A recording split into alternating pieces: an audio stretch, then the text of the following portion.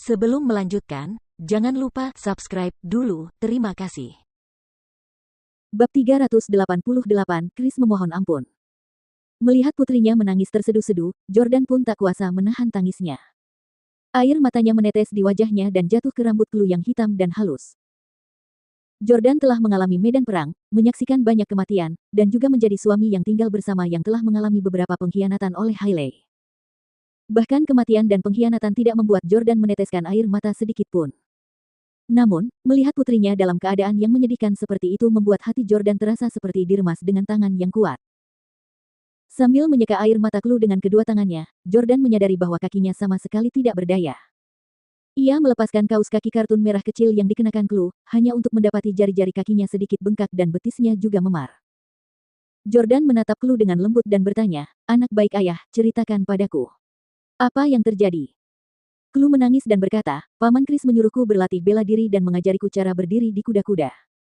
Aku bertahan di posisi itu beberapa saat, tetapi kakiku mulai sakit sehingga aku tidak bisa melanjutkan. Kemudian dia berkata bahwa karena ayah tidak berguna, aku juga pasti tidak berguna. Ayahku bukan orang yang tidak berguna. Ayahku bukan orang yang tidak berguna." Jordan mengepalkan tangannya, sambil berharap ia dapat memotong Chris menjadi daging cincang. Jordan menatap Chloe dan berkata, "Kau terus bersikeras untuk tetap dalam posisi kuda-kuda agar dia tidak memandang rendah dirimu. Jadi itu sebabnya kakimu kram sekarang, kan?" Chloe mengangguk sedih sambil berkata dengan nada menantang, "Aku tidak bisa membiarkan orang lain memandang rendah ayah." Jordan tidak pernah menyangka Chloe kini berakhir dalam keadaan yang menyedihkan hanya untuk membuktikan kepada Chris bahwa dia bukanlah seorang pecundang dan tidak berguna. Satu-satunya alasan putrinya Chloe mengalami rasa sakit seperti itu adalah demi Jordan. "Kak." Jordan memeluk Chloe, dan saat itu dia menangis tak henti-hentinya. Dia baru mulai menunjukkan perhatiannya kepada Chloe dan merawatnya 2 minggu lalu. Dia sudah tidak ada selama 3 tahun terakhir. Bagaimana dia layak mendapatkan cintanya?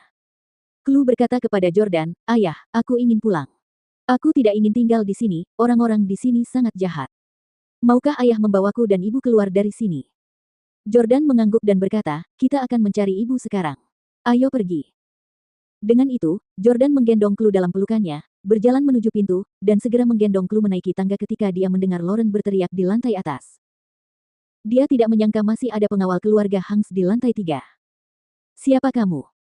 Begitu Jordan muncul, 2 pengawal bergegas menghampirinya. Jordan baru saja menghajar 10 orang sendirian. Meskipun ia telah menghabiskan sebagian besar tenaga fisiknya, ia dipenuhi adrenalin setelah mengetahui bahwa putrinya telah diganggu.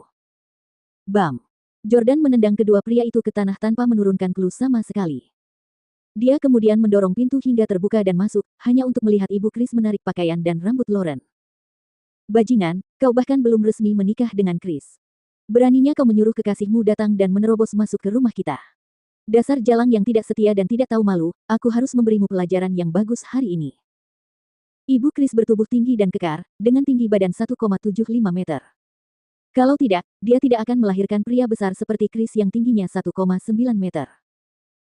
Lauren relatif rapuh dan lemah, jadi dia sama sekali bukan tandingan wanita setengah baya yang garang ini.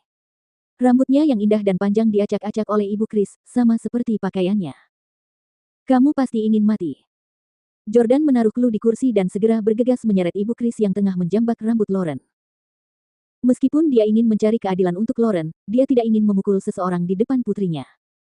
Itu semua karena pendidikan yang diberikan kakek Jordan kepadanya. Jika ia ingin Chloe tumbuh sehat dan bahagia, ia tidak boleh membiarkan Chloe mengalami pertengkaran dan pertikaian yang buruk antara orang dewasa. Sambil menyeret ibu Chris keluar, dia menutup pintu kamar dari luar. Ibu Chris berteriak geram sambil melontarkan dirinya ke arah Chris, "Jordan Stelle, dasar bajingan. Siapa yang mengizinkanmu masuk ke rumah kami?" Jordan menamparkan wajah lawannya. "Beraninya kau memukulku?" Ibu Chris tampaknya masih tidak percaya. "Memukul?" Jordan menamparnya lagi. "Nak, selamatkan aku, nak." "Memukul?" Jordan menamparnya lagi, kali ini membuatnya pingsan. Ia kemudian mendorong pintu hingga terbuka dan masuk ke kamar, hanya untuk melihat Lauren telah menggendong Chloe. "Jordan, apa yang membawamu ke sini?" Lauren bertanya dengan rasa ingin tahu karena dia tidak meneleponnya sama sekali. Jordan tidak sempat menjelaskan dan hanya berkata, "Lauren, tinggallah bersama Chloe di kamar ini untuk saat ini sementara aku turun untuk mengurus beberapa hal. Aku akan menjemput kalian nanti untuk pergi." Melihat kilatan pembunuh di mata Jordan, Lauren tahu bahwa jika Jordan bisa menerobos masuk, itu membuktikan bahwa dia sudah menang. Lauren mengulurkan tangannya yang ramping, menarik Jordan, dan menasihati, "Jordan, jangan melakukan hal bodoh, bawa saja kami pergi. Jangan sentuh keluarga Hanks."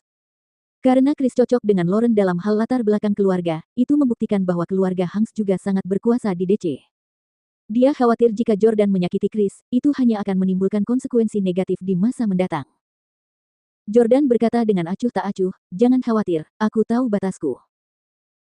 Dia perlahan-lahan menuruni tangga dengan aura pembunuh, dan ketika dia kembali ke aula di lantai pertama, 800 pejuang di bawah komandonya telah melumpuhkan kaki tangan Hanks. Satu-satunya orang yang tersisa berdiri adalah sekitar 10 orang di depan Chris.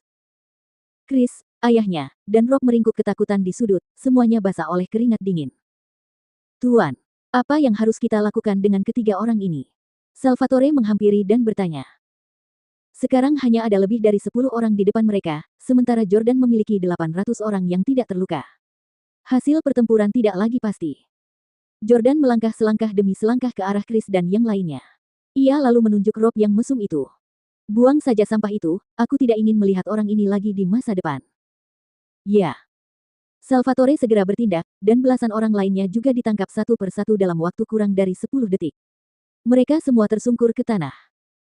Saat itu, Rob terus memohon belas kasihan dari Jordan, "Tuan Jordan. Aku salah. Prajurit Stele. Tolong perlakukan aku seperti aku tidak ada dan biarkan aku pergi. Aku tidak akan berani melakukannya lagi lain kali." Selama kurun waktu tersebut, si antek, Rob, telah mengucapkan banyak kata-kata yang menghina Jordan, dan Jordan sudah lama ingin membuatnya menghilang. Setelah Rob dibawa pergi, Chris mulai menggigil.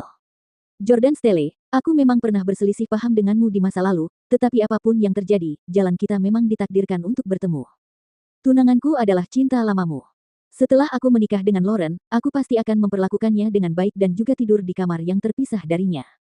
Aku juga akan memperlakukan putrimu seolah-olah dia adalah putriku sendiri. Setelah Lauren dan aku menikah, kamu bisa datang ke rumahku setiap minggu untuk menemui Chloe. Tidak, kamu bisa datang setiap hari, kamu bisa menginap di rumahku jika kamu mau.